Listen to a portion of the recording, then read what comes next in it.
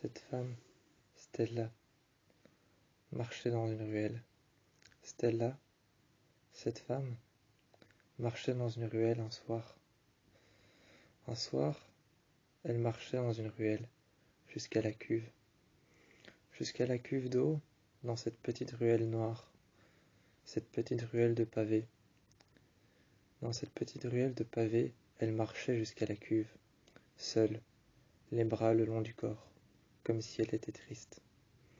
Comme si elle était triste, les bras le long du corps, habillée tout en noir, vêtue d'un t-shirt noir, d'un jeans noir et de talons aiguilles noirs. Elle marchait, elle faisait environ 1,60 m. Elle devait faire environ 1,60 m, plus ses talons aiguilles. La jeune femme de 1,50 m, la jeune femme de 1,50 m, plus ses talons aiguilles, qui devaient faire 1,60 m, marchait. Elle marchait jusqu'à la cuve. En entendant le bruit de ses chaussures, une personne la suivait. Une personne la suivait en entendant le bruit de ses chaussures. Elle devait faire 1,60 m avec ses chaussures, ses talons aiguilles, et peut-être que 100. Elle devait faire 1,50 m. C'est alors qu'elle commençait à marcher. Elle commençait à marcher un peu plus vite, se pressant que derrière elle, il y avait une personne, un homme, avec un sweat à capuche noire. Il y avait un homme avec un jeans noir couvert de terre, avec un sweat à capuche noire et un t-shirt noir. Cet homme dégaina un couteau sur le côté. Cet homme qui marchait derrière elle, derrière la femme, Stella, qui faisait peut-être 1,60 m, sa taille n'était pas importante pour l'homme. L'homme commença à marcher derrière elle. Derrière elle, l'homme commença à la suivre. Elle marchait jusqu'à la cuve et s'est assise sur le côté. À côté de la pompe d'eau, elle commençait à pomper. Il y avait un évier au-dessus, et juste en dessous, il y avait une grande bassine, comme une baignoire. Comme une baignoire, en dessous, il y avait une grande bassine. Remplie d'eau, elle commença à prendre la manivelle sur le côté. Elle pompait et pompait, encore, avec la manivelle. Elle la tournait d'avant en arrière. Contre elle, d'avant en arrière, elle la tournait. Elle tournait la manivelle. Et l'eau tombait par un évier. L'eau tombait dans l'évier par une bouche d'aération. Par une bouche d'aération, l'eau tombait dans l'évier. Elle mit ses mains dans l'évier, et par la bouche d'aération, l'eau se mit alors à tomber. Elle commença à se laver les mains, et elle sentit que l'eau était chaude, alors que c'était une source d'eau froide. Alors que c'était une source d'eau froide, elle sentait que l'eau était chaude. Elle prit alors tout de suite son GSM, son smartphone dans sa poche. Elle prit son smartphone dans sa poche, et quand elle prit son smartphone dans sa poche, elle alluma la lampe de poche tout de suite. La ruelle dans laquelle elle était, la ruelle de pavés dans laquelle elle était tellement sombre et tellement noire qu'elle n'apercevait pas l'eau qui coulait. Au-dessus, il y avait la petite ruelle. Il y avait la petite ruelle au-dessus d'elle, encore plus fine que celle dans laquelle elle était. Elle était dans une petite ruelle de pavés, à la pompe d'eau, à la bassine et à l'évier dans lequel elle se lavait les mains. Elle était dans cette petite ruelle de pavés, et juste au-dessus, il y avait une deuxième petite ruelle de pavés, encore plus petite et encore plus étroite. Une petite ruelle de pavés qui ne faisait même pas la taille de son corps et qui ne faisait même pas la taille de ses mensurations. Son corps avait été abandonné là. Son corps avait été abandonné dans cette petite ruelle. Son corps avait été laissé là, à l'air frais. À l'air frais, son corps avait été abandonné sur le sol dans cette petite ruelle de pavés qui ne faisait même pas la taille de son propre corps. Il avait été laissé contre le mur et sa tête avait été retournée contre le mur. Face contre terre, son corps froid avait été laissé là. Face contre terre, son corps froid avait été laissé là. L'homme s'est assis à côté de son corps pendant un instant et a déposé l'arme sur son torse, après l'avoir poignardé 7 fois. Après l'avoir poignardé 57 fois, et 7 fois dans l'abdomen, l'homme déposa l'arme. Il commença à se calmer, récupéra l'arme et la reprit. Il mit l'arme entre sa ceinture et entre son jeans, à sa taille près de son bassin, et repartit tranquillement, en traînant le corps par terre et en la prenant par le poignet. Greta avait toujours été cette femme accomplie, qui finissait toujours ce qu'elle avait commencé.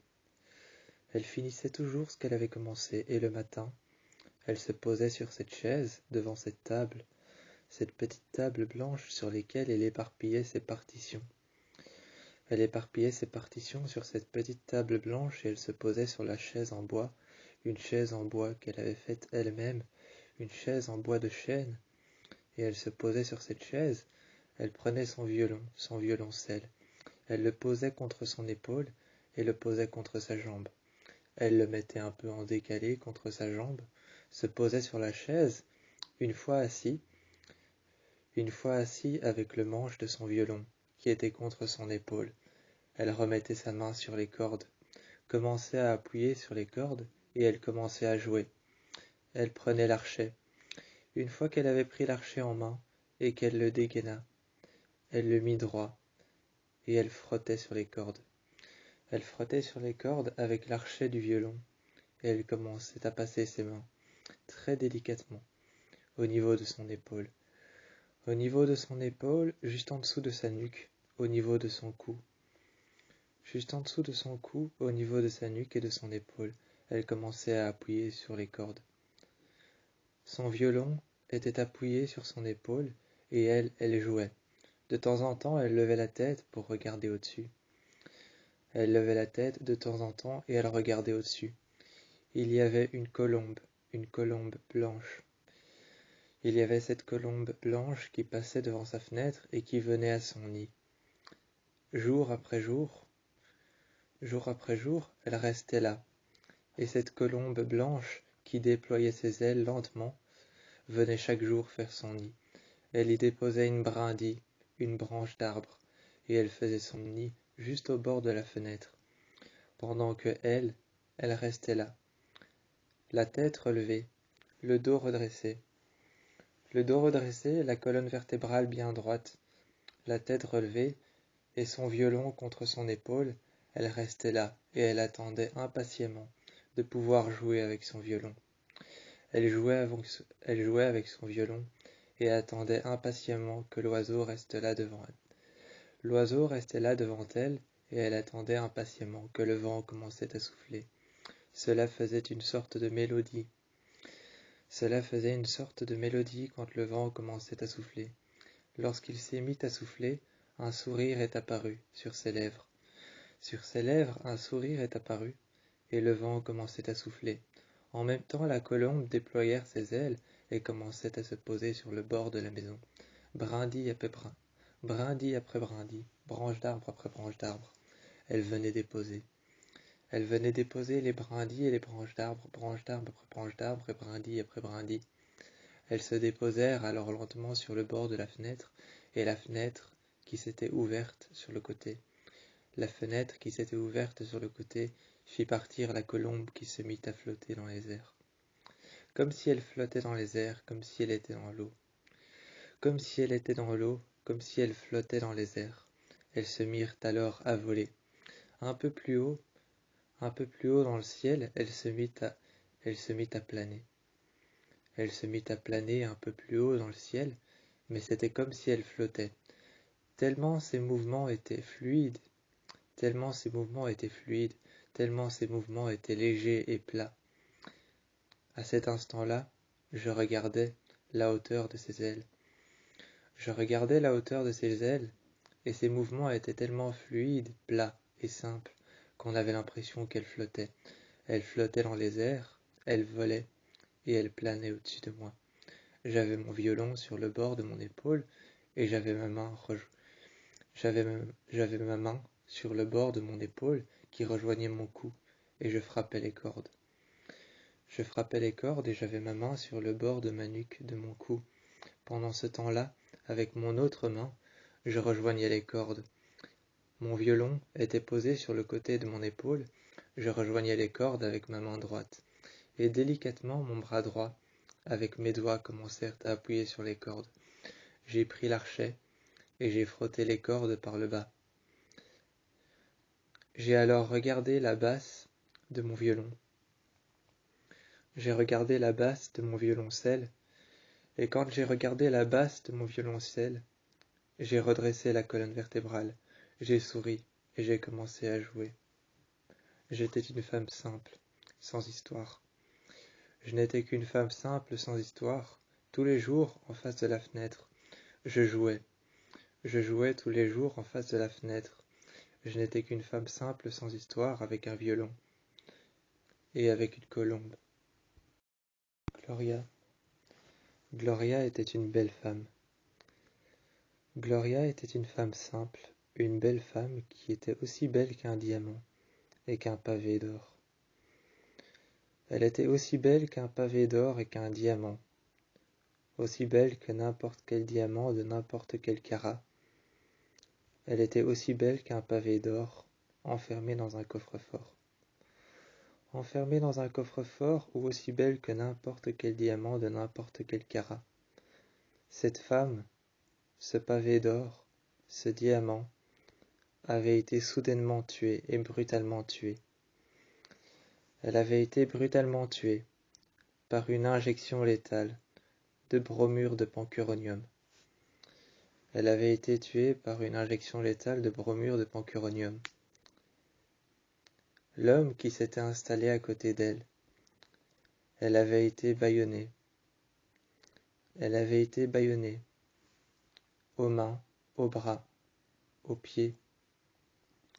Aux mains, aux bras et aux pieds, elle avait été bâillonnée, attachée et posée sur une table en métal. Elle avait été posée sur cette table en métal, dans une sorte de cube en métal, un cube dans lequel elle se trouvait. Elle se trouvait dans ce cube en métal et il n'y avait qu'une seule porte. Il n'y avait qu'une seule porte et elle se trouvait là. Elle essayait de se tourner vers la porte et l'homme est arrivé. Il l'a regardée. L'homme l'a regardée et s'est installé sur une chaise.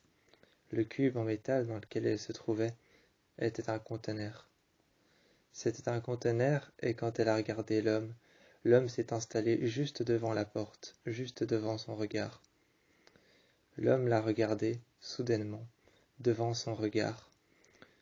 Autour d'elle, partout autour d'elle, il n'y avait que ce cube en métal pour elle. Pour elle, il n'y avait que ce cube en métal. Pour elle, il n'y avait que cette pièce rectangulaire. Il n'y avait que cette pièce carrée, rectangulaire, en métal, une sorte de conteneur abandonné, une sorte de conteneur qui avait été abandonné. L'homme s'est assis alors, soudainement, avec une chaise, il s'est assis devant elle. Il a sorti une seringue avec à l'intérieur du bromure de pancuronium. Il y avait à l'intérieur du bromure de pancuronium dans la seringue, un produit vert, vert transparent. Vert transparent, très liquide, à l'intérieur c'était du bromure de pancuronium. La jeune femme s'est tournée vers l'homme et lui a demandé ce que c'était. L'homme n'a pas répondu, a simplement posé l'aiguille. Il a posé la seringue et il a posé l'aiguille juste à côté du visage de la femme. La jeune femme, Gloria, la jeune femme, s'est retrouvée alors face à face avec l'aiguille et avec la seringue. La seringue et l'aiguille de la seringue étaient juste en face de son œil droit. Juste en face de son œil droit, il y avait la seringue, l'aiguille de la seringue, avec une petite goutte toute minuscule qui faisait la taille de sa pupille et de sa rétine. Cette petite goutte de bromure de pancuronium qui faisait la taille de sa rétine et de sa pupille dans son œil était en train de sortir de l'aiguille qui était juste en face de son œil. L'homme a repris l'aiguille et s'est posé à côté d'elle. Il s'est posé à côté d'elle, a repris l'aiguille et il s'est installé en face. La porte était fermée et coincée avec une brique. La porte était coincée avec une brique et l'homme s'est installé sur la chaise. Il lui a dit: « Tu sais ce que ça fait, le bromure de pancuronium, en injection létale. » La jeune femme essayait pertinemment de partir. La jeune femme était en train de partir, elle gigotait dans tous les sens et essayait de s'en aller. Elle avait été sérieusement attachée au poignet, et elle avait sérieusement été attachée aux chevilles. Elle se débattait, mais pour quelle raison? Pour quelle raison elle se débattait? Elle avait été attachée par les chevilles et par les poignets, avec des barbelés. Autant qu'elle pouvait se débattre, elle était en train de se lacérer les chevilles et les poignets. L'homme qui l'avait attachée sérieusement avec des barbelés, quand elle était en train de se débattre, de plus en plus, toujours de plus en plus, elle était en train de se lacérer. Elle était en train de se lacérer et de s'ouvrir les veines avec les barbelés qui attachaient ses poignets et ses chevilles. Elle était en train de se lacérer les veines, au bord des chevilles, au bord des poignets. Ses poignets et ses chevilles étaient sérieusement attachés. Sur le côté, l'homme s'est installé et lui a expliqué que du bromure de pancuronium en injection létale. Il lui a expliqué que du bromure de pancuronium en injection létale dans les veines, ça passe d'abord par le sang. Ensuite, quand le bromure de pancuronium en injection létale passe par le sang, il s'attaque au système nerveux. À cet instant-là, on ne peut ni parler, ni bouger, ni cligner des yeux. Ensuite, après le système nerveux, lorsqu'on ne peut ni parler, ni communiquer, ni bouger, qu'on ne peut même pas cligner des yeux. Ensuite, le bromure de pancuronium se répand dans le système nerveux et il tombe ensuite jusqu'au système respiratoire, paralyse les poumons. Et à cet instant-là, l'homme s'est installé sur la chaise, il s'est levé, a repris l'aiguille et la seringue. Il a pris l'aiguille qu'il a enfoncée dans son bras. Il a mis un garrot à son bras. Quand il a mis un garrot à son bras, il a enfoncé l'aiguille. Il l'a regardé avec un sourire, et à cet instant-là, la jeune femme regardait l'aiguille effrayée enfoncée dans son bras. Quand le produit s'est répandu dans ses veines, elle sentait un froid à l'intérieur du sang chaud. L'homme lui a dit qu'une fois répandu dans ses veines, ça atteindrait le système nerveux. Elle ne pourrait ni bouger, ni respirer, ni voir, plus rien faire, ni même plus rien ressentir. Ensuite, ça attaquerait le système respiratoire. Après le système respiratoire, une fois que le système respiratoire sera attaqué, elle ne pourra plus respirer. Ses poumons commenceront petit à petit à se paralyser. Son œsophage commencera à se sécher, se dessécher. Il se contractera. Elle ne pourra plus parler, ni déglutir, ni même avaler. Et ensuite, ses poumons commenceront à se contracter, se rétracter. Ensuite, ils sécheront et deviendront aussi durs que de la pierre. Et elle ne pourra plus respirer. Elle va suffoquer et mourir. Gloria était novatrice de meubles. Elle était novatrice de meubles et inventait des meubles tous les jours. Tous les jours, elle inventait des meubles. Gloria avait un entrepôt. Elle avait un entrepôt, un endroit dans lequel elle entreposait tous les meubles qu'elle faisait. Gloria avait 2 enfants et une belle maison blanche. Elle avait cette belle maison blanche dans la campagne, dans la prairie. Dans la prairie, dans la campagne, elle avait une maison blanche, plutôt petite, avec une balançoire pour les enfants. Elle avait 2 enfants, 2 garçons, et elle faisait des meubles, des chaises. Elle faisait des chaises qu'elle récupérait. Les gens du village, aux alentours, venaient devant chez elle, frapper à sa porte le matin. Le matin, il y avait une personne, une vieille femme. Il y avait une vieille femme et son mari qui tous les jours frappaient à la porte de Gloria et lui déposaient un meuble, une chaise ou alors peut-être une table. Elle, dans son atelier, elle déposait la table, le meuble ou alors la chaise par terre. Elle commençait par les pieds Elle retournait la table et la chaise. Elle commençait par les pieds, et ensuite, elle y déposait un vernis transparent. Elle prenait cette chaise et elle la remettait à l'endroit. Les chaises qu'on lui déposait, elle les réparait. Elle les réparait et faisait en sorte qu'elle ait une deuxième vie. Elle faisait en sorte que ces chaises avaient une deuxième vie. Ensuite, elle les posait par terre.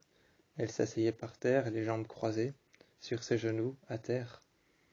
Elle posait ses mains en arrière, prenait son pinceau. Elle prenait son pinceau et son seau de vernis. Elle prenait son seau de vernis à côté d'elle, et elle y plongeait son pinceau au milieu.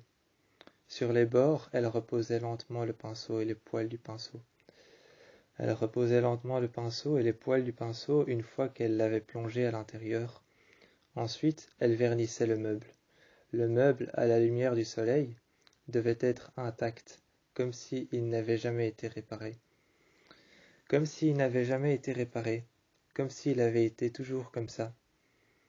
Comme s'il avait toujours été comme ça. Les meubles qu'elle réparait étaient sublimes. Elle avait plein de chaises qu'elle entreposait les unes sur les autres, plein de chaises différentes qu'elle vernissait. Et le jour, toutes ces chaises à l'intérieur de l'entrepôt, elles brillaient les unes sur les autres. Elles brillaient les unes sur les autres dans l'entrepôt tous les jours, avec la lumière du soleil qui passait au travers d'une petite fenêtre. Cette petite fenêtre horizontale, comme il y avait dans les châteaux. Cette petite fenêtre horizontale, comme il y avait dans les châteaux, comme dans les prisons, sur le côté, là où toutes ces chaises étaient entreposées, il y avait cette petite fenêtre. Il y en avait trois. Il y avait trois petites fenêtres sur le côté, là où toutes les chaises étaient entreposées à l'intérieur de son entrepôt. Elles brillaient toutes à la lumière du soleil qui passait au travers de ces trois petites fentes, qui avaient fendu le ciment et qui avaient fendu les briques. Le ciment qui s'était fendu en trois petites fentes et en trois petites fenêtres comme il y avait dans les châteaux, éclairait l'intérieur. Ça éclairait l'intérieur de l'entrepôt, là où elle entreposait ses chaises, et ces trois petites fentes qui avaient été faites dans le ciment et dans les briques formaient des fenêtres qui éclairaient à la lumière du jour, et au grand jour, toutes les chaises qu'elle avait repeintes avec le vernis étaient éclairées d'une belle lumière bleue. Les chaises qu'elle avait repeintes étaient éclairées d'une belle lumière bleue, bleue presque blanche, comme le ciel. Au travers de ces trois petites fentes, quand elle se mettait devant ces chaises, elle pouvait apercevoir cette belle lumière bleue, bleue comme le ciel. Elle pouvait lever les yeux au travers des trois petites fentes et des trois petites fenêtres et apercevoir la lumière bleue du ciel qui éclairait ce qu'elle entreposait à l'intérieur. Tout ce qu'elle entreposait à l'intérieur, les chaises, les meubles, les tables de nuit, les tables de chevet, les tables de cuisine, tout ce qu'elle avait fait, tout ce qu'elle avait verni, tout ce qui avait séché et qu'elle avait entreposé derrière en ligne, toutes les chaises les unes sur les autres, toutes les grandes tables de cuisine les unes sur les autres, toutes les tables de chevet, les tables de nuit, toutes ces petites tables qui étaient posées les unes à côté des autres, brillaient à cause de la lumière jaune et blanche qui passait au travers de la petite lumière bleue et des petites lumières qui étaient... Les petites lumières brisées, toutes ces petites lumières brisées et cassées en des millions de fragments, se déposaient sur le vernis qui n'était pas encore sec. En des millions de petits fragments et des millions de petits morceaux venait se déposer la lumière bleue, et la lumière jaune et blanche comme l'horizon dessiné sur deux lignes blanches et jaunes, venait se déposer une lumière. Venait se déposer une lumière jaune et blanche comme la superposition d'une petite ligne blanche et d'une petite ligne jaune qui formait l'horizon tout au fond. Venait se former alors une petite lumière jaune et blanche sur le vernis qui étincelait au travers des petits morceaux brisés de lumière bleue. Et elle, quand elle y rentrait, elle voyait ça. Grace avait été tuée avec du mercure qu'on lui avait fait boire. Elle avait été tuée avec du mercure qu'on lui avait fait boire, et ce jour-là, elle s'était retrouvée dans une petite ruelle, Un homme l'a attrapée par derrière et s'est retrouvé attaché avec elle. L'homme s'est retrouvé attaché avec elle. Elle n'était pas seule ce soir-là. Ce soir-là, elle n'était pas seule. L'homme avec elle se demandait autant qu'elle ce qu'il faisait ici. Quand un autre homme est arrivé, il a pris le jeune garçon. Il a pris le jeune garçon par le poignet. Il l'a regardé et l'a abaissé devant Grace. À genoux devant Grace, le jeune garçon devait avoir 16 ans et s'est mis devant elle. L'homme l'a regardé. Il lui a mis un entonnoir dans la bouche. Le jeune garçon avait la tête en arrière. On pouvait voir très clairement sa pomme d'Adam. On pouvait très clairement voir sa nuque, son dos, qui était plié vers l'arrière. On pouvait voir son dos qui était plié vers l'arrière, sa colonne vertébrale qui était pliée, très clairement sa nuque qui était mise en arrière, et son cou qui était mis en avant. On pouvait voir très clairement sa pomme d'Adam. Et le jeune garçon avait un entonnoir dans la bouche. Grace avait très peur, elle était attachée. Elle ne pouvait rien faire, mis à part s'excuser et le regarder. L'homme a alors passé un tuyau d'arrosage, comme pour le jardin. Comme pour le jardin, il a passé un tuyau d'arrosage qui avait l'air gris, couvert de bactéries. Couvert de bactéries, couvert de terre, de poussière et de plein d'autres choses. Grace a regardé l'homme. L'homme a tourné autour de Grace un instant.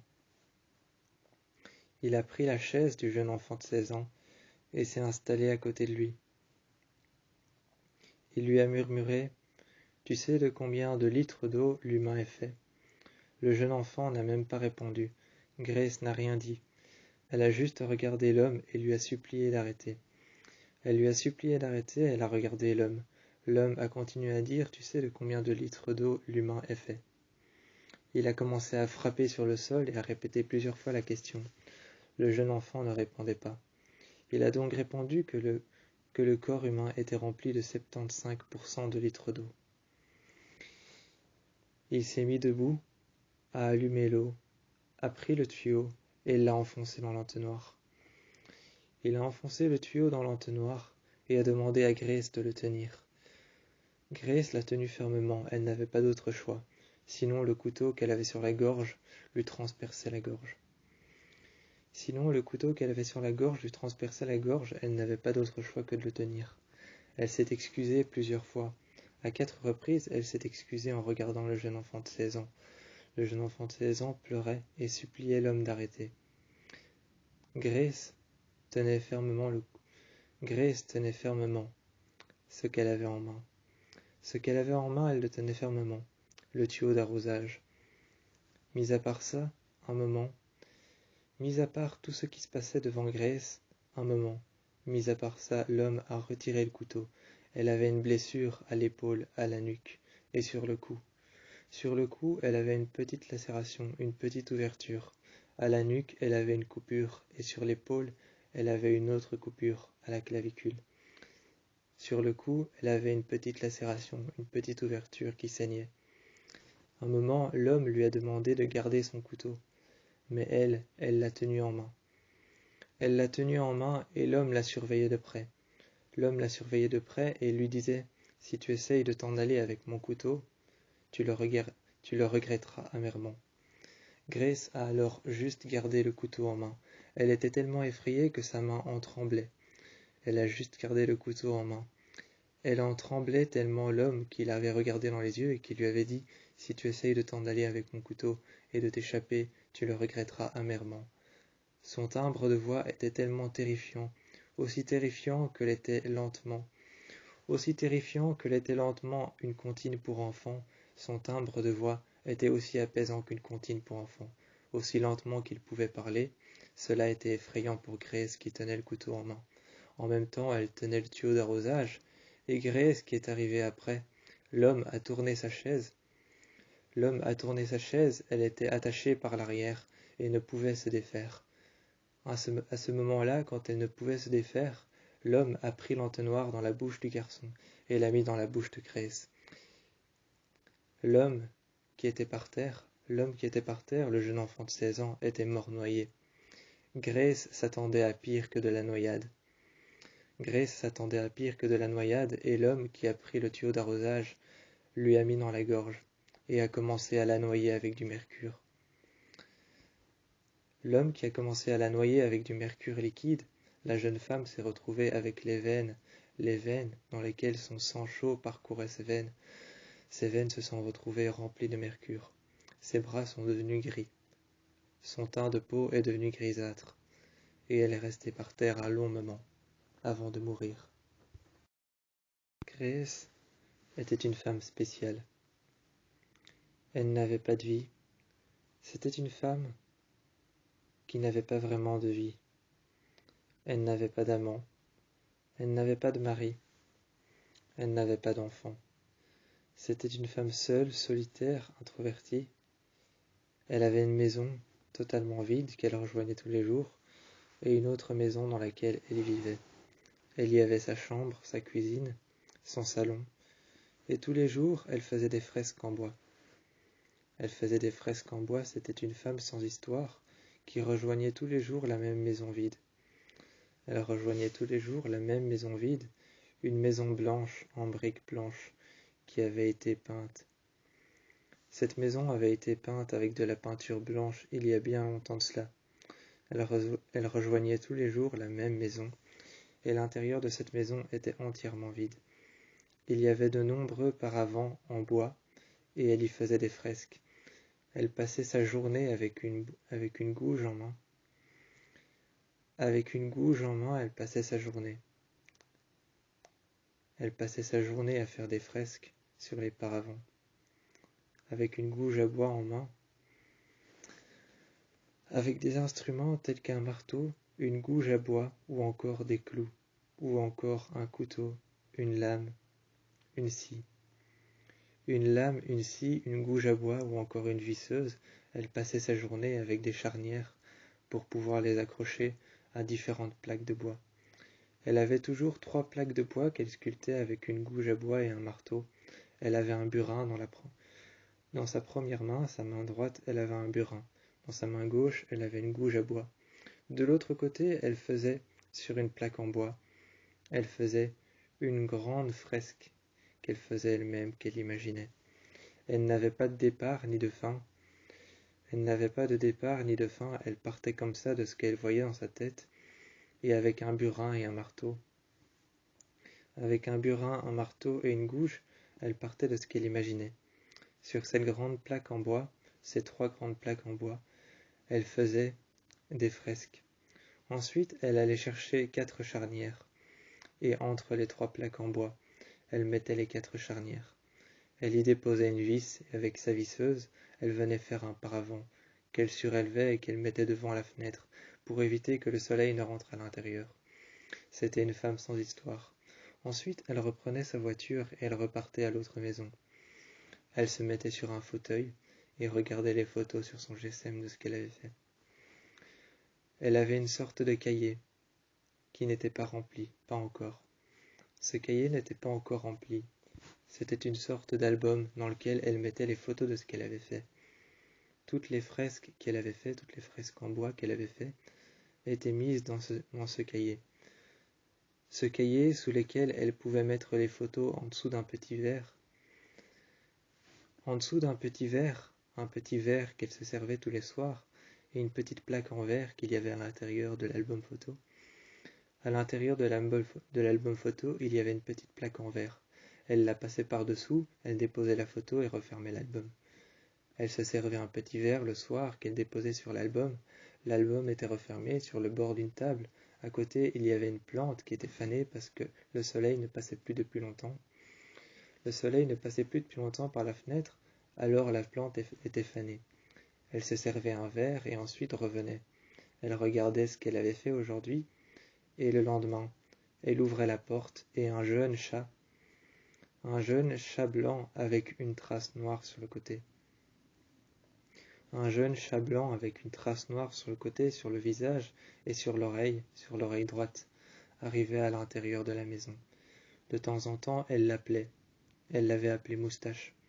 De temps en temps, elle lui servait à manger, lui mettait des croquettes sur le côté qu'il mangeait. Il repartait dans la nature, et elle, toute la soirée, elle restait là et regardait les photos. Elle attendait en regardant par la fenêtre, imaginant ce qu'elle allait faire le lendemain. Et Grace avait été tuée, agressée. Elle était morte. Qu'avait-elle fait pour subir ça? Personne ne le saura jamais. C'était comme Greta, la violoniste. C'était comme Greta, la violoniste, qui avait été tuée par 57 coups de couteau. Greta, la violoniste, qui avait été tuée par 57 coups de couteau, c'était la même chose. Elle, Grace, qu'est-ce qu'elle avait fait pour mériter ça? Une nuit, Gina avait été enlevée.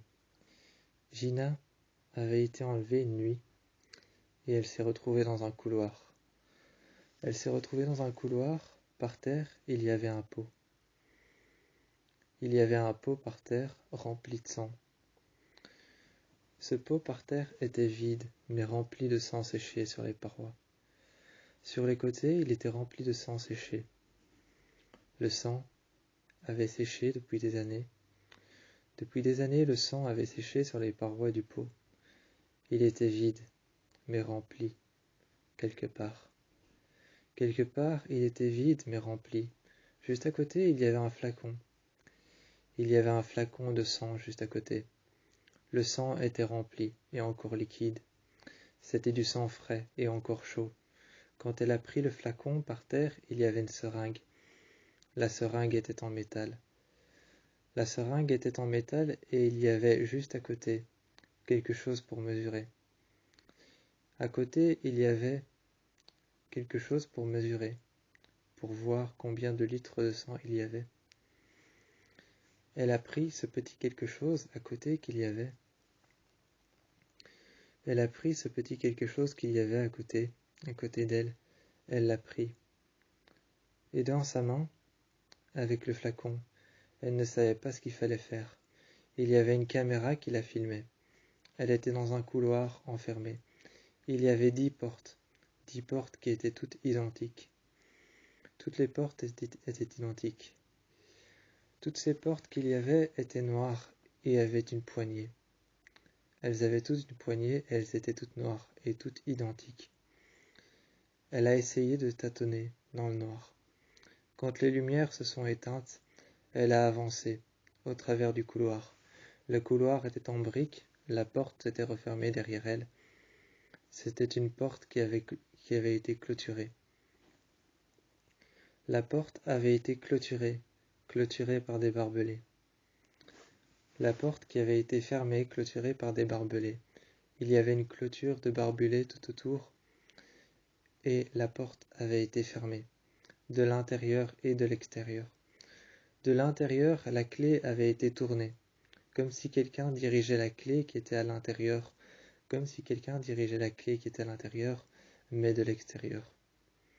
Cette personne a verrouillé la porte en tournant la clé. De l'autre côté, il devait y avoir peut-être un verrou.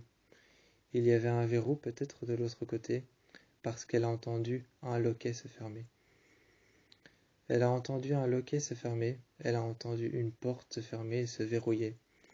Il y avait un verrou de l'autre côté, et la clé qu'il y avait de l'autre côté qui s'est fermée, qu'elle a vue se tourner. Elle l'a retirée. Quand elle a retiré, la porte s'est un peu enfoncée dans le mur. La porte s'est un peu enfoncée dans le mur quand elle a retiré la clé. Elle a retiré la clé et effectivement, de l'autre côté, il était écrit son nom. De l'autre côté, la clé reliait une autre clé qui était gémélique à celle-ci. La clé était gémélique et celle-ci est passée le long de la porte. De l'autre côté, il était écrit son nom, Gina, et de l'autre, c'était une clé totalement normale en métal. Quand elle s'est retournée, le sang qui avait été puisé dans le pot par elle-même, avait été mis dans le flacon. Le sang qui avait été dans le flacon avait été mis dans le pot, et le pot dans lequel elle avait puisé le sang sec avait été mis par terre. Le sang était tout pelé et faisait des petits morceaux de sang sec et rouge, presque brun rouge de la couleur de la rouille. Le sang sec était en train de tomber du pot, et elle s'est mise à frotter avec la clé. Elle s'est mise à frotter avec les clés qu'il y avait par terre. Il y avait un trousseau de clés par terre avec plusieurs fois son nom écrit sur chaque clé. Elle a pris les clés et elle a frotté sur les parois du pot. Sur les côtés du pot, elle a frotté. Le sang séché est tombé et a commencé à peler par terre, en tombant en petits morceaux. Petit morceau après petit morceau, il est tombé. Elle a pris les petits morceaux qui ont commencé à peler et à tomber par terre, les morceaux de sang.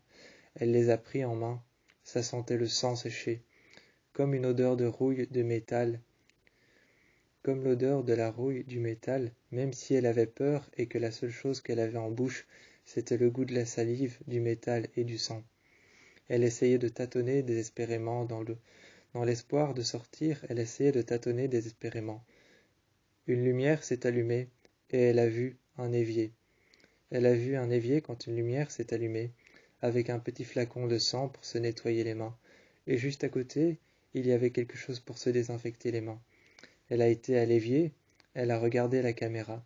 Quand elle a ouvert une porte, la porte derrière était gémélique à une autre porte. La porte derrière, la porte par laquelle elle était rentrée et par laquelle on l'avait enfermée, était gémélique à une autre porte. Cette porte-ci était plus fine et était fermée. Quand elle a entendu que la porte gémélique à l'autre porte s'est refermée derrière elle, elle a regardé. Elle a ouvert une porte à l'intérieur du couloir, l'une des 10 portes, mais il y avait un mur juste derrière qui l'empêchait de passer. Gina. Gina était une femme simple. C'était une femme simple, Gina était psychologue. Elle était psychologue, c'était une psychologue de renom. Et Gina, à première vue, avait l'air d'être une femme. Elle avait l'air d'être une femme simple, une femme qui vivait à la campagne, dans une maison blanche. Elle entourait souvent un châle, un voile noir et gris. Autour d'elle, elle entourait un voile noir et un voile blanc, autour de sa silhouette. Elle passait un petit t-shirt en tissu et en laine noire. Ensuite, elle passait un châle au-dessus de ses épaules. On ne pourrait pas dire comme ça, mais Gina était une psychologue. Les gens venaient la voir pour la claustrophobie. Les gens venaient la voir pour la claustrophobie, les gens qui avaient peur des petits espaces, des espaces clos. Elle écoutait ces personnes et à l'intérieur de son cabinet, ça sentait l'encens. À l'intérieur de son cabinet, ça sentait l'encens, ça sentait le cuir vieilli. À l'intérieur de son cabinet, ça sentait le cuir vieilli et l'encens. Les personnes qui venaient voir Gina se sentaient généralement très bien dans son cabinet. Ça sentait l'encens et le cuir vieilli, et tout le monde regardait par la fenêtre et l'écoutait. Tout le monde l'écoutait attentivement. Ça sentait le vieux cuir, le cuir vieilli, ça sentait l'encens et le brûlé. Tout le monde se sentait très bien, parce que ces odeurs sont des odeurs de tous les jours. Tout le monde la regardait comme si elle n'avait jamais été psychologue, alors que c'est ce qu'elle fait. C'est ce qu'elle faisait. C'est ce qu'elle faisait, mais aujourd'hui elle est morte, enfermée entre 4 murs. Enfermée entre 4 murs, aujourd'hui elle est morte. Gina était une psychologue. C'était une psychologue qui recevait des gens qui avaient peur des espaces clos. C'était des gens qui avaient peur d'être enfermés ou qui avaient été enfermés durant leur enfance. Un jour, elle avait reçu un jeune enfant qui avait dit que ça sentait le brûlé. Avec un sourire aux lèvres, elle lui a répondu que ça sentait le brûlé, effectivement. Avec un sourire aux lèvres, elle lui a dit que ça sentait le brûlé, le cuir vieilli, le vieux cuir et l'encens. Le jeune enfant s'est relevé, et ensuite il s'est réassis. Il a parlé du fait que ses parents l'enfermaient dans une armoire quand il faisait des bêtises. Quand il faisait des bêtises, ses parents l'enfermaient dans une armoire et fermaient l'armoire à clé. Il entendait la clé tomber derrière l'armoire. Il avait essayé de creuser avec ses ongles un passage pour l'attraper, et jusqu'à là il s'était frayé un passage. Il s'était frayé un passage en creusant avec ses mains, de l'intérieur du bois dans l'armoire, en creusant avec ses mains. Il s'était frayé un passage, mais en essayant de récupérer la clé qui était tombée un peu plus bas, par terre en dessous d'une grille sur le sol. Il s'était arraché les ongles et s'était enlevé les ongles de la main. Il saignait du bout des doigts. Du bout des doigts, il saignait et il était arrivé dans le cabinet, avec les mains remplies de sang. Il était arrivé dans le cabinet avec les mains remplies de sang, couvertes de sang séché, et avec des bandages autour des mains. Elle a regardé les parents par la fenêtre et n'a rien dit. Elle a continué à parler avec l'enfant quand les parents sont venus saisir sa main et l'ont pris dans la voiture. Elle est revenue et a commencé à éplucher tous les dossiers qu'elle pouvait sur la violence sur les enfants. Elle avait été tuée. Elle avait été tuée, enfermée entre 4 murs, comme toutes les autres avant elle, comme Greta, comme Grace. Comme toutes les autres avant elle, elle a été tuée, d'une manière horrible. Elle était seulement psychologue et n'avait pas d'histoire. Elle avait une maison et vivait seule. Elle avait certains patients qui avaient peur d'être enfermés, certains patients qui se faisaient enfermer, certains patients qui avaient peur ou qui faisaient des rêves, qui se retrouvaient sans porte et sans fenêtre, dans un espace entre 4 murs, et elle leur expliquait que ce n'était que des rêves, des associations à ce qu'on fait la journée. Elle expliquait que ce n'était que des rêves, des associations à ce qu'on fait la journée, des images reprises par notre cerveau qui forment une histoire. Ensuite, les patients sortaient de son cabinet et ce n'était rien de plus que parler avec elle, et pour ça, elle a été enfermée entre 4 murs. Elle a été enfermée entre 4 murs pour ça, et ce n'était pas une association d'images que fait notre cerveau le soir pour créer un rêve ou une histoire. C'était bien la réalité. Julia n'avait que 16 ans. Elle venait d'être emmenée dans une maison, pensant que c'était une maison dans laquelle elle allait vivre. Pensant que c'était une maison dans laquelle elle allait vivre, Julia venait d'être emmenée par un homme.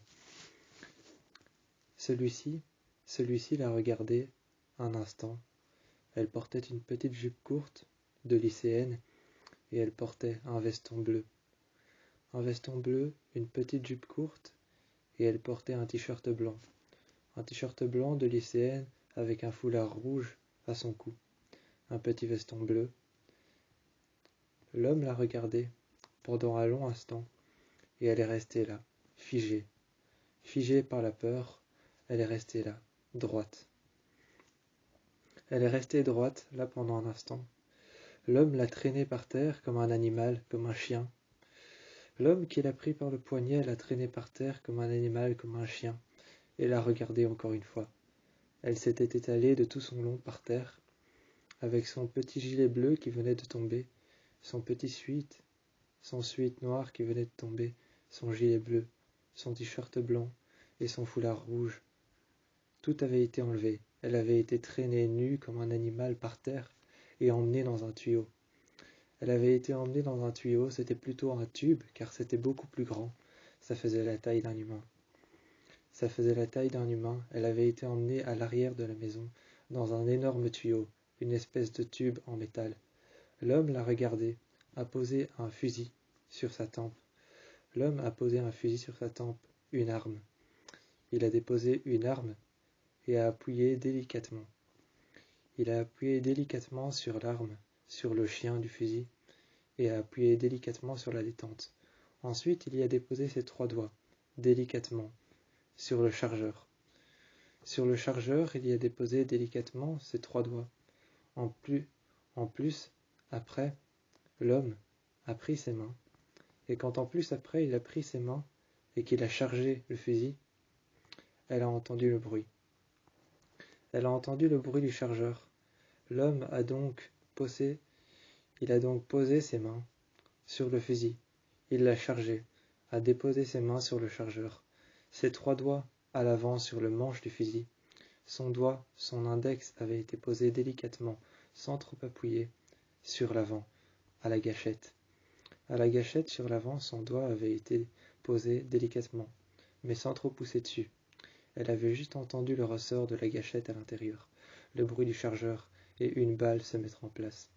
L'homme l'a menacée d'avancer, et celle-ci avait dû avancer. Un long moment dans les tuyaux, elles commencèrent à ramper. Nues, elles commencèrent à ramper. Au bout du tuyau, au bout du tunnel en métal, il y avait une seule chose. Ses vêtements. et la porte de sortie. Il y avait ses vêtements et la porte de sortie, au bout du tunnel. Elle marchait et elle rampait par terre. En même temps qu'elle marchait, elle hurlait. Elle hurlait, elle criait. Et l'homme se satisfaisait de ses cris, en passant sur les côtés. En passant sur les côtés, l'homme se satisfaisait de ses cris. Et il écoutait la jeune fille de 16 ans. Il écoutait la jeune fille de 16 ans avec son sweat bleu, son t-shirt blanc et son foulard rouge, ainsi que sa petite jupe qui lui avait été enlevée, une jupe de lycéenne qu'il portait en main. Il portait ses vêtements en main et se satisfaisait de ses cris, comme une drogue, comme quelque chose auquel il ne pouvait plus lâcher l'affaire.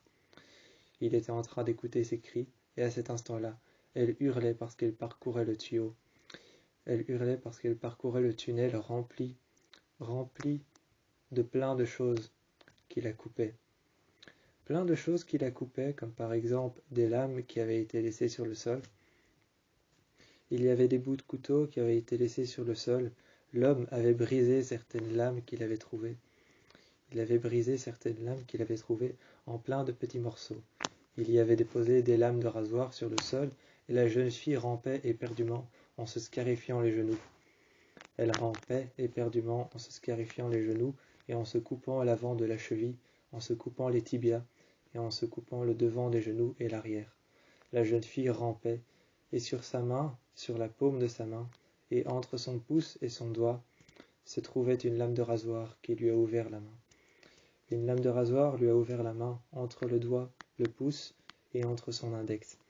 Entre son index et son pouce, une lame de rasoir et une lame coupée s'est introduite et lui a ouvert la main. La jeune fille a continué tout de même en retirant la lame de son pouce et de la paume de sa main. En retirant la lame de la paume de sa main, la lame de rasoir qui lui a ouvert la main. Elle a continué, et en posant sa main par terre de l'autre côté, en continuant en rampant, elle a posé sa main sur un clou. Elle a essayé de sortir de toutes ses forces, mais elle n'est jamais arrivée au bout. Pour Julia qui était une orpheline, ici, c'était l'enfer sur terre. Pour elle qui était une orpheline et qui ne rêvait que d'une chose, qu'une famille vienne l'accueillir et vienne la chercher. Elle ne rêvait que d'une chose, qu'une famille un jour passe cette porte et vienne la chercher, vienne la prendre dans ses bras, un peu de réconfort peut-être. Mais elle voyait cet endroit comme une prison. Elle voyait cet endroit comme une prison, un endroit duquel on ne peut s'échapper, un endroit duquel personne ne peut s'échapper, même pas les filles qui étaient avec elle. Julia était avec d'autres filles habillées comme elle, habillées en petites lycéennes. Les autres filles qui étaient avec elle étaient habillées en petites lycéennes, avec des bas blancs, avec une petite jupe de lycéenne comme elle, avec un bandana rouge qu'elle mettait autour de leur cou. Elles mettaient un bandana rouge autour de leur cou, comme chez les scouts, et elles avaient toutes une petite jupe de lycéenne, grise. Elles avaient un t-shirt blanc et un sweat à capuche. Un sweat à capuche qu'elles mettaient souvent. Elles mettaient ça souvent le soir quand elles se regroupaient à plusieurs. Quand elles se regroupaient à plusieurs, elles mettaient souvent leur sweat à capuche bleu foncé. Il était bleu marine. Alors pour certaines, elles se regroupaient le soir. Le soir, elles se regroupaient pour certaines avec leur sweat à capuche. Et elles se mettaient par terre, les jambes croisées. Elles passaient ensuite leur foulard. Leur foulard, elles le passaient ensuite autour du cou. Elles le resserraient un peu plus, histoire qu'il tienne. Certaines prenaient un livre et s'occupaient, et lisaient ensemble. D'autres restaient ensemble et parlaient à deux, à trois, à plusieurs peut-être. Sans aucun doute pour elle, pour Julia, qui restait seule dans son coin, qui restait blottie seule dans son coin, ça ressemblait à une prison, à rien d'autre. Il y avait les tables avec 4 chaises pour pouvoir venir parler, pour avoir de la visite, pour que les gens viennent voir les enfants, comme si on était à l'abattoir. Ces tables étaient là pour ça. Elles étaient vraiment devant nous, comme si on était à l'abattoir et qu'on était simplement du gibier. Comme si on était simplement du gibier, des personnes s'installaient et nous regardaient pendant qu'on était là occupés à jouer. Il y avait ces lumières blanches, ces réverbères au plafond, qui faisaient de la lumière blanche et terne, comme si on était déjà à la morgue. J'avais l'impression d'être déjà à la morgue avec ces réverbères blancs qui éclairaient la salle. J'ai remarqué un instant que c'était presque l'enfer sur terre pour moi. Des gens venaient me voir parce que j'étais une petite fille orpheline qui n'avait pas de famille et qui a juste 16 ans. Alors je me suis retourné vers l'option la plus juste. J'ai fait semblant.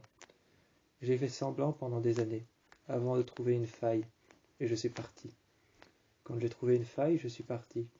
J'ai pris la porte, j'ai pris la poignée de la porte. Je l'ai ouverte. Je l'ai ouverte la porte et je suis parti. Quand j'ai ouvert la porte, j'ai pris la poignée. Je l'ai refermée derrière moi délicatement la nuit. Je n'ai pas prévenu les autres, c'était seulement et uniquement pour moi. Je sais que ça paraissait égoïste, mais c'était uniquement pour moi. Alors je suis parti la nuit. J'ai fermé la porte et je ne me suis pas retourné. Courant dans la forêt, j'ai trébuché sur un piège à loup. Celui-ci m'a tout de suite pris la main.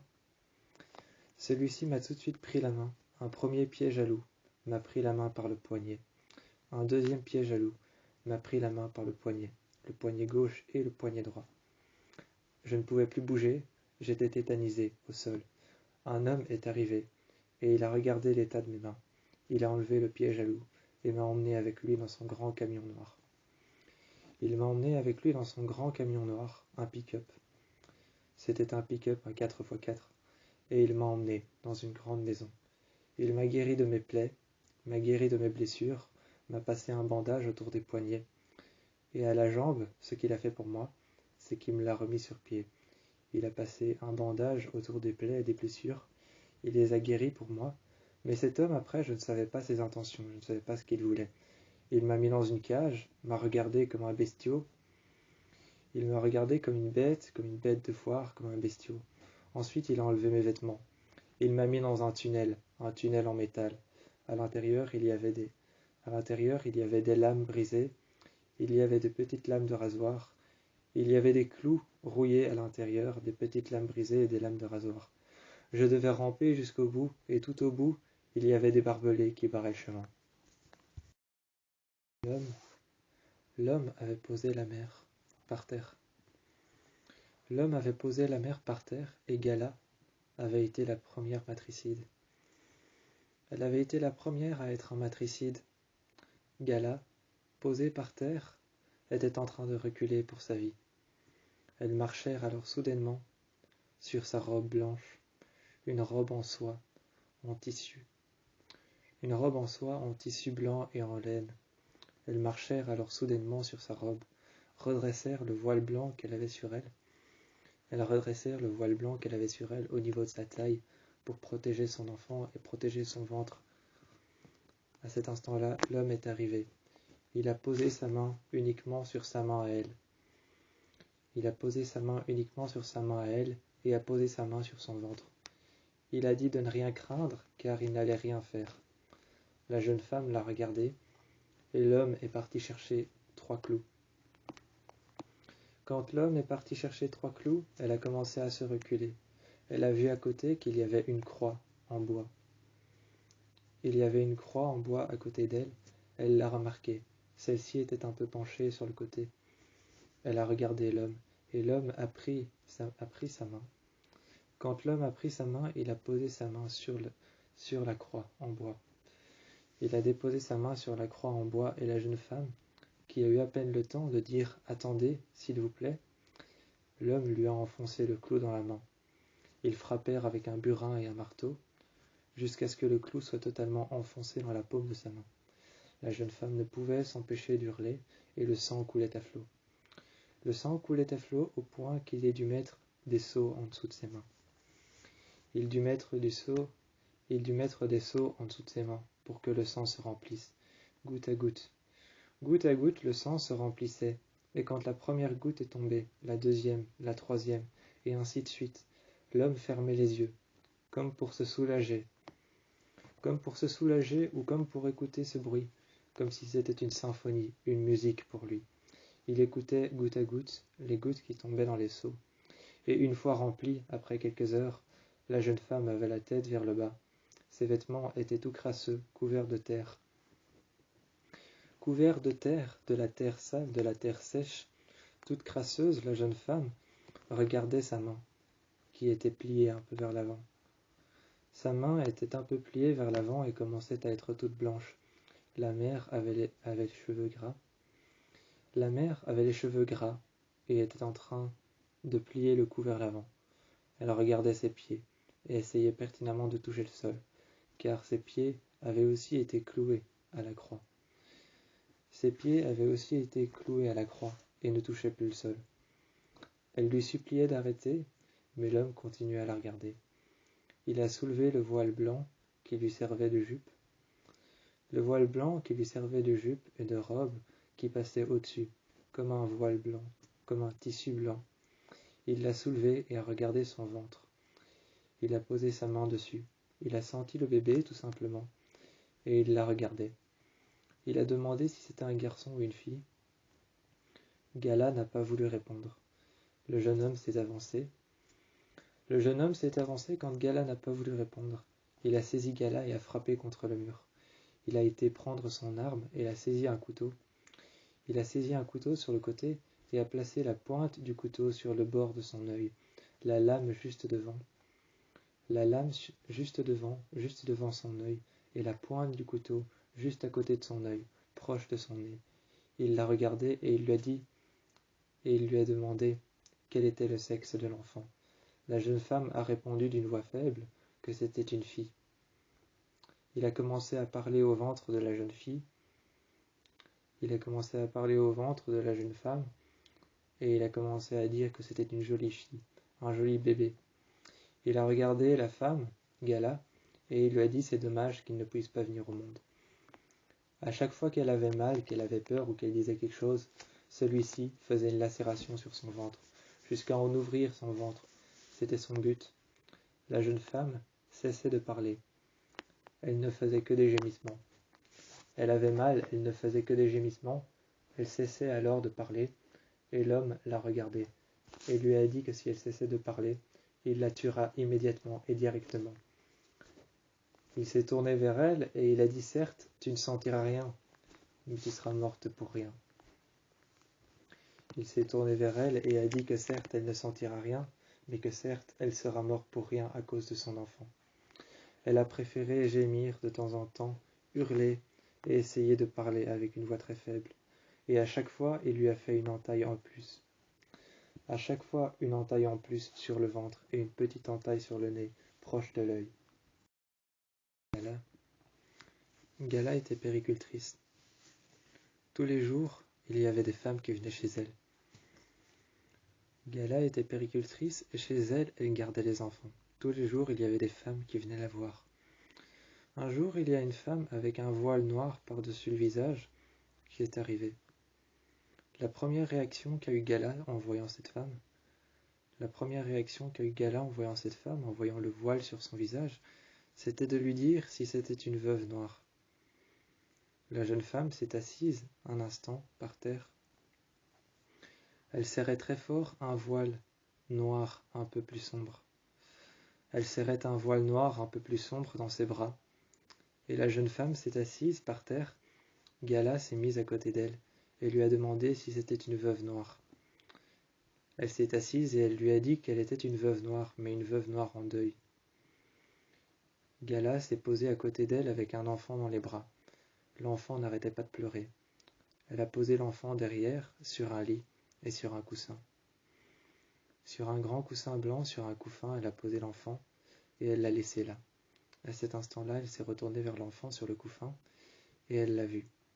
Quand elle a vu l'enfant sur le couffin, elle voyait qu'il était en sécurité. Elle est retournée près de la jeune femme avec le voile sur le visage. Quand elle est retournée près de la jeune femme avec le voile sur le visage qui était assise par terre, elle s'est posée. Elle s'est posée un instant, la tête contre le mur, et elle lui a demandé pourquoi elle était une veuve noire. La jeune femme s'est expliquée et a dit qu'elle était une veuve noire en deuil. Elle a expliqué donc, je suis désolée, pourquoi êtes-vous une veuve noire en deuil? À ce moment-là, la jeune femme s'est un peu avancée, a reposé le voile noir un peu plus autour de ce qu'elle portait. Un peu plus autour de ce qu'elle portait en ses mains, elle a porté le voile, tout autour de ce qu'elle avait dans ses mains. La jeune femme qui était à côté d'elle, Gala, qui était à côté d'elle, la jeune femme, lui avait demandé « Est-ce que je peux voir le jeune enfant ?» Elle s'est un peu plus recroquevillée sur elle-même et a serré l'enfant dans ses bras. Gala s'est reculée et a dit « Désolé, je ne voulais pas vous importuner. » La jeune femme, habillée en noir avec le voile, la veuve noire, en deuil, l'a regardée et a regardé Gala. La jeune veuve noire, en deuil, l'a regardée, et quand la jeune veuve noire, en deuil, a regardé Gala, elle a ouvert le drap. Il n'y avait que le squelette d'un enfant. L'enfant n'était pas là, il n'y avait que le squelette d'un enfant. Gala s'est levée et a eu peur. Elle a saisi tout de suite l'enfant qu'elle avait posé sur le couffin. Elle a saisi tout de suite dans ses bras, sans trop le prendre brusquement. Elle a saisi l'enfant qu'elle avait posé sur le couffin à l'arrière. Et ce jeune enfant qu'il y avait sur le couffin à l'arrière, c'était le sien. Elle a été donc le chercher et l'a pris par les bras, par le buste. Elle a pris son jeune fils qui était posé sur le couffin à l'arrière, et la jeune fille s'est avancée. Elle a demandé si elle pouvait le voir, posant sa main délicatement autour de sa tête. Posant sa main délicatement autour de sa tête, elle a demandé si elle pouvait le voir. Gala, qui était en panique ce soir-là. Ce soir-là, Gala, qui était en panique, laissa entrer une jeune femme avec une robe noire. Celle-ci portait un enfant qui n'avait pas de voile autour de lui, et elle lui a dit qu'elle était à quelques mois de grossesse seulement. Elle a dit qu'elle était à quelques mois de grossesse seulement et qu'un autre enfant allait bientôt arriver. Gala a regardé la jeune femme, et quand Gala a regardé la jeune femme s'est assise sur une chaise, le couffin à côté sur lequel il y avait l'enfant. À côté, le couffin sur lequel il y avait l'enfant de Gala, le jeune enfant, le jeune petit garçon sur le couffin, elle l'a pris et elle l'a posé sur le côté. La jeune femme est venue à côté, elle a dit qu'elle était à terme, bientôt. Elle a dit qu'elle était bientôt à terme et elle s'est mise à côté de Gala. Gala a regardé l'autre femme qui jouait avec les enfants et elle s'est installée juste à côté de son petit enfant. Elle s'est installée à côté de son petit enfant. Et juste à côté de son petit enfant qui était sur le couffin, elle l'a caressé légèrement. Gala l'a regardé et lui a dit « Non, s'il vous plaît, ne faites pas ça. » À cet instant, elle s'est levée. Elle a resserré un peu plus le squelette de l'enfant qu'elle avait en main et elle a resserré un peu plus le squelette de l'enfant qu'elle avait en main et elle a repassé le voile un peu plus autour. Elle l'a resserré et elle est partie, insultant Gala de tous les noms. À cet instant-là, la jeune femme a commencé à avoir des contractions, à saigner. Elle a commencé à avoir des contractions, à saigner de entre les jambes, à perdre les os. Elle s'est installée par terre, à accoucher, et Gala est intervenue. Une autre mère, Gaëlle. Gaëlle, une autre mère, avait été enfermée. Cette autre mère, Gaëlle, qui avait été enfermée dans une pièce. Elle avait été enfermée dans une pièce dont les murs n'étaient pas solides, ils étaient en plâtre. Les murs étaient en plâtre, c'étaient de faux murs qui n'étaient pas très solides. On entendait craquer entre les parois. Les murs étaient en plâtre. Elle avait été enfermée dans une pièce. À première vue, la pièce dans laquelle elle avait été enfermée avait l'impression d'être une cave. On aurait dit une cave. Pour elle, c'était une cage. C'était une cage pour elle. Elle avait été enfermée dans cet endroit. Un endroit dont les murs étaient en plâtre et dont à l'intérieur ça craquait. À l'intérieur, ça craquait, ça craquelait, et il y avait des mouvements, comme si le mur bougeait et allait se détruire et s'effondrer. Il y avait plein de croix au mur. Un homme passait tous les jours et s'asseyait sur un fauteuil. Elle était enchaînée par le pied.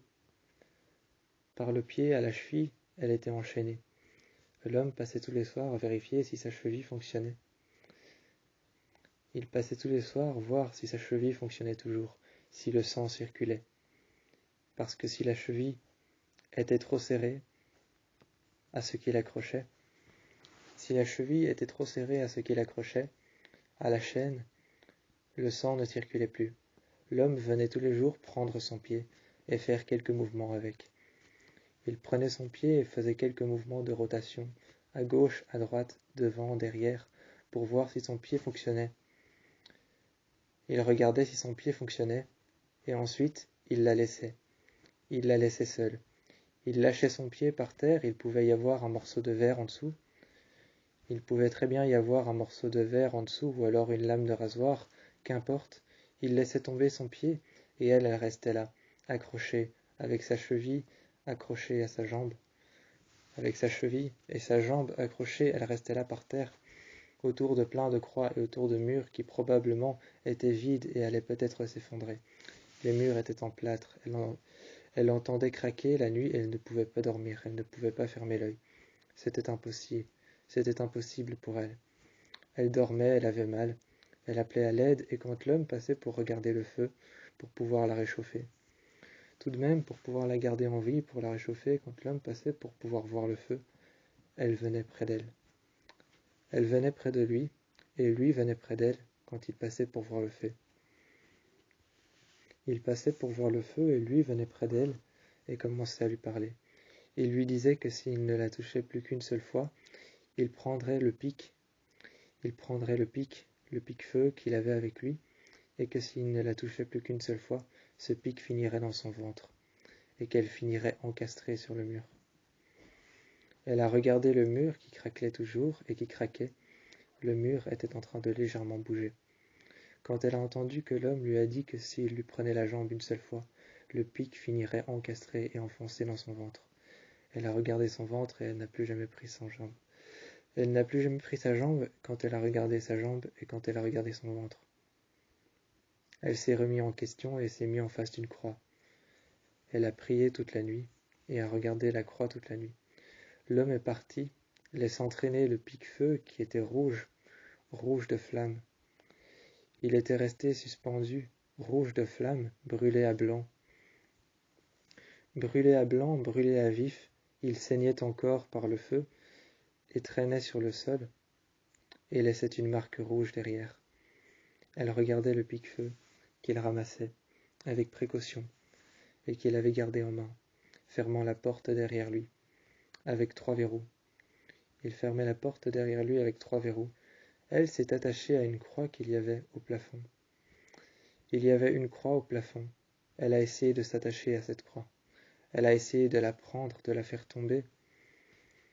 Avec une arme qu'il y avait sur le côté, un fusil déchargé, elle a essayé de faire tomber la croix qu'il y avait au plafond suspendue par une chaîne. Elle a essayé de la prendre et de s'y suspendre pour pouvoir prier. Elle a essayé de prendre les croix qu'il y avait sur les murs, mais elle savait que si elle en décrochait une, les murs tomberaient et s'effondraient sur elle. Elle était dans une cave, elle allait peut-être mourir asphyxiée. Elle pensait que le cauchemar était fini. Mais un homme est arrivé. Elle pensait que le cauchemar était terminé, qu'il était fini pour de bon, mais il recommençait à chaque fois. C'est à chaque fois qu'il y avait cette pensée que le cauchemar redémarrait. Elle était enfermée dans cette salle avec des croix, et chaque jour il y a un homme qui venait frotter la croix contre le mur. Il frottait la croix contre le mur, et par-dessus, il y mettait de la peinture noire. Il dessinait une croix. Au final, chaque jour passèrent où un homme plaquèrent une croix contre le mur. Il passait de la peinture au-dessus et il l'enlevait en la frottant contre le mur. Il y avait une autre croix qui réapparaissait, peinte à la peinture noire. À la fin de la semaine, à la fin du mois, elle s'est retrouvée dans une pièce noire, sombre, sans lumière, quand un homme est venu enlever le lustre.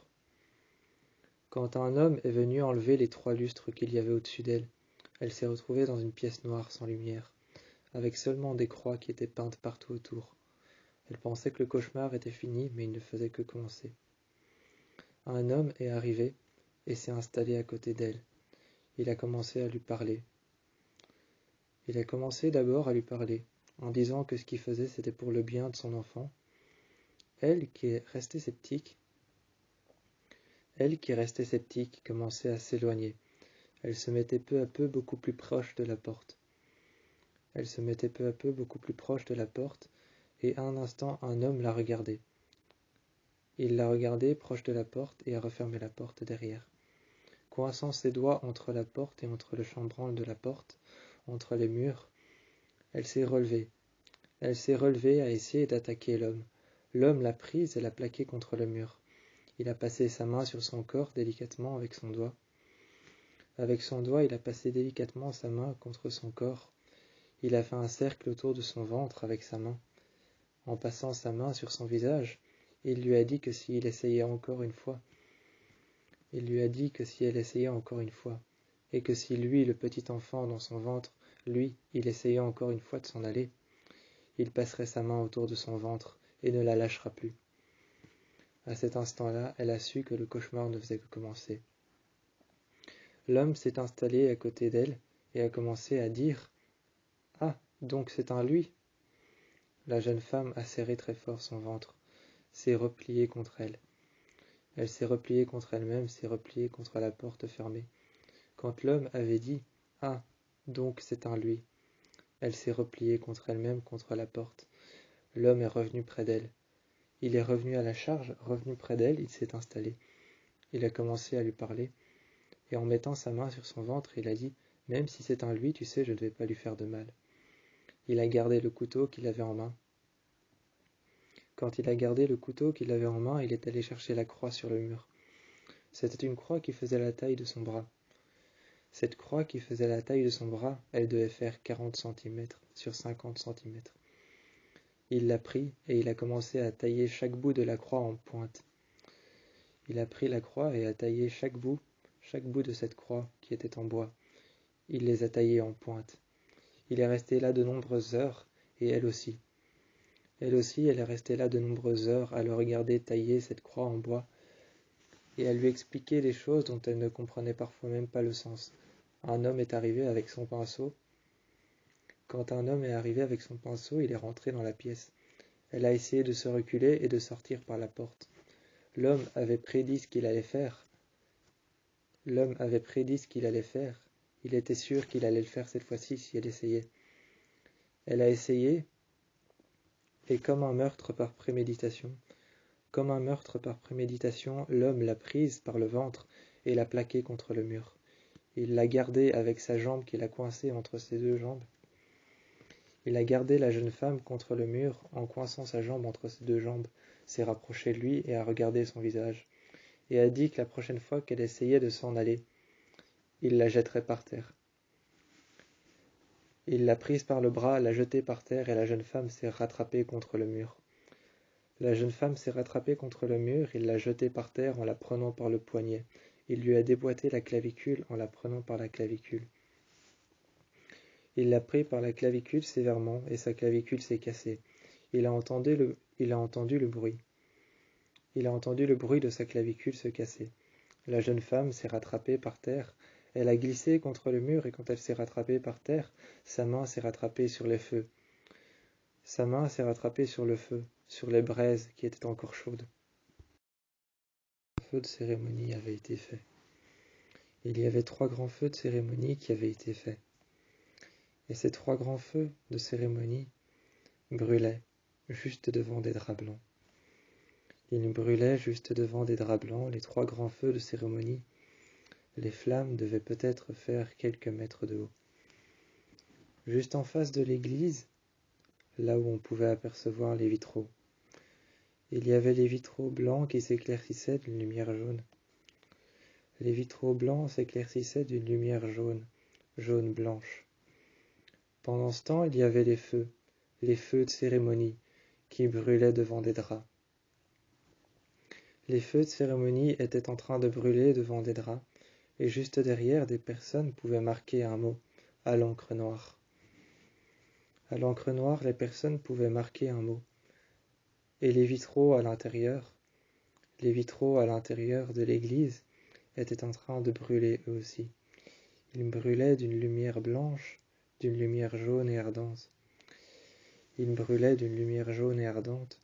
À l'intérieur, le pasteur, le prêtre et les personnes étaient assis sur les bancs. Les personnes étaient assises sur les bancs, le pasteur et le prêtre étaient à l'avant, tous les deux avec une étole mauve autour du cou. tous les deux avec une étole mauve autour du cou, récitèrent la Bible, les uns après les autres. Les uns après les autres, ils récitèrent la Bible. Il y avait des enfants de chœur sur le côté qui étaient en train de faire un chant de cérémonie. Il y avait des chants paroissiaux, il y avait un chant paroissial en général qui était fait, et le pasteur, avec son étole dorée et jaune, était en train de montrer le livre qu'ils allaient lire. Lui, il est sorti ensuite, et le prêtre a continué. Il a continué la cérémonie, a continué à parler. Derrière, il y avait les chants paroissiaux, chantés par de petits enfants, avec une robe blanche. Avec une robe blanche, les enfants chantaient un chant paroissial, et les feux de cérémonie, les 3 feux de cérémonie, étaient en train de brûler. Entre les 3 feux, dans les 2 écarts, il y avait 2 cercueils. À travers tous les cimetières d'Europe, et d'Amérique, les personnes se sont rassemblées.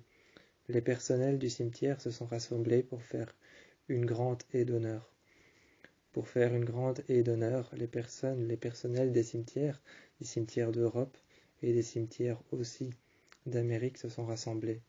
Une grande haie d'honneur a été faite, pendant que 4 cercueils étaient occupés à être nettoyés. Pendant que 4 cercueils étaient occupés à être nettoyés à l'eau, on pouvait voir qu'il y avait des jets d'eau qui étaient propulsés sur les cercueils. Des jets d'eau étaient propulsés exprès sur les cercueils pour les laver. Comme ça, une fois qu'ils seraient en terre et qu'ils seraient juste en train d'être mis pour la cérémonie, quand ils seraient juste en train d'être mis pour la cérémonie, d'être nettoyés et d'être passés, après avoir été repassés avec un essuie blanc pour nettoyer l'eau. Une fois qu'ils étaient repassés avec un essuie blanc pour nettoyer l'eau, les croque-morts pourraient prendre le cercueil, et les cercueils seraient intacts. On pourrait aussi voir et aussi bien voir la lumière du soleil réfléchir à travers la lumière qu'il y avait sur les cercueils. Les cercueils étaient tous les 3 l'un à côté de l'autre, et les femmes dormaient paisiblement à l'intérieur. Pendant ce temps, il y avait un homme avec un costard blanc qui est arrivé. Cet homme, avec ce costard blanc et cette cravate blanche, est arrivé. Il a essuyé une dernière fois les 3 cercueils, et ensuite il est reparti.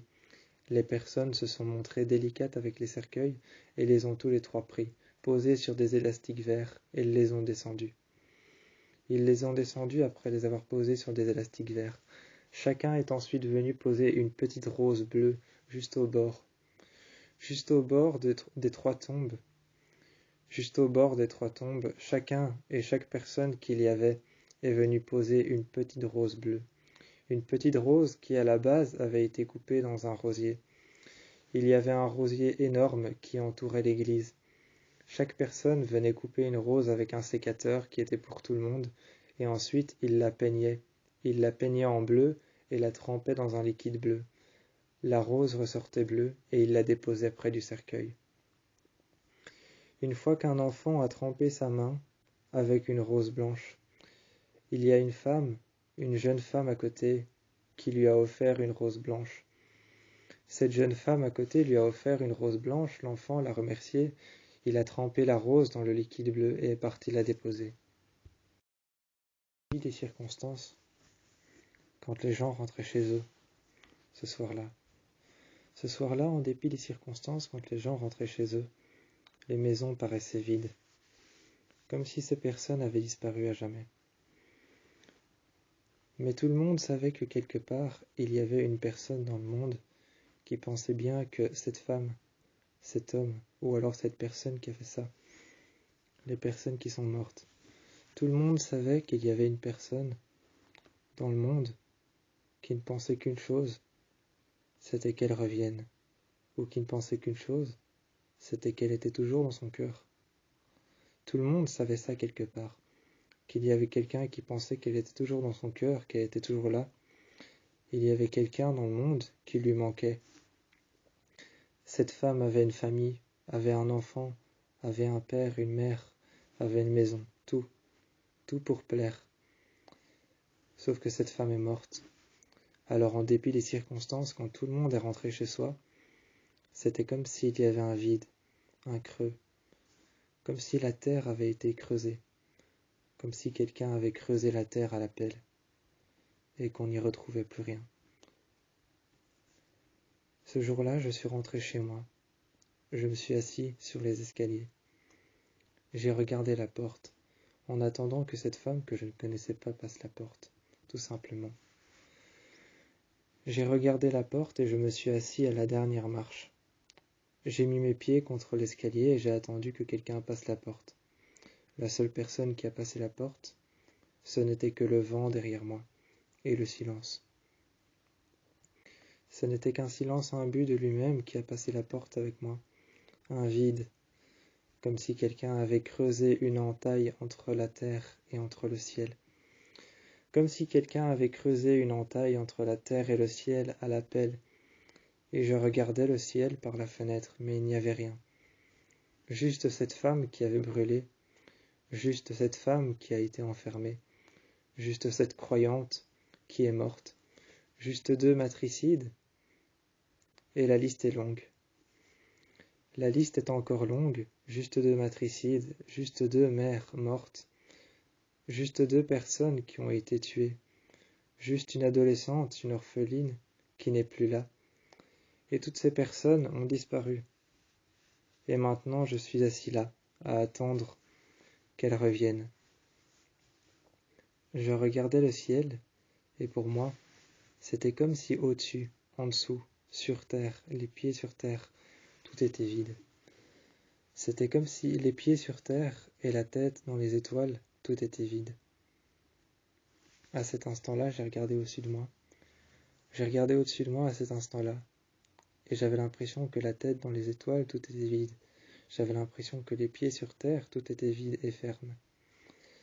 Tout était vide, sec et ferme, les pieds sur la terre. La tête dans les étoiles, tout avait l'air d'être tout simplement vide, démuni de tout, imbu de tout. J'avais l'impression que la tête dans les étoiles, je ne pouvais même pas les voir ni même les rejoindre. Alors j'ai pensé à cette chose. J'ai pensé à cette chose, ce petit livre qu'il y avait, qui ne résoudrait en rien le problème. Ce petit livre qu'il y avait à la cérémonie, qui ne résoudrait en rien le problème. J'ai pensé à ça un instant. J'ai pensé une seule chose, c'est que je me suis dit, qu'est-ce que je suis bête de ne pas avoir écrit quelque chose dedans. Je me suis dit que j'étais bête de ne pas avoir écrit quelque chose dedans, alors je suis reparti un peu plus tard. Quand je suis reparti un peu plus tard, je suis revenu à la cérémonie, elle n'était pas tout à fait finie. Elle n'était pas tout à fait finie et j'ai été voir à la cérémonie. Les cercueils étaient en train de tomber dans leurs trous, la pluie était en train d'agresser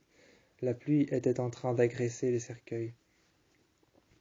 La pluie, elle, était en train d'agresser les cercueils étaient en train de tomber dans les trous facilement grâce aux élastiques verts.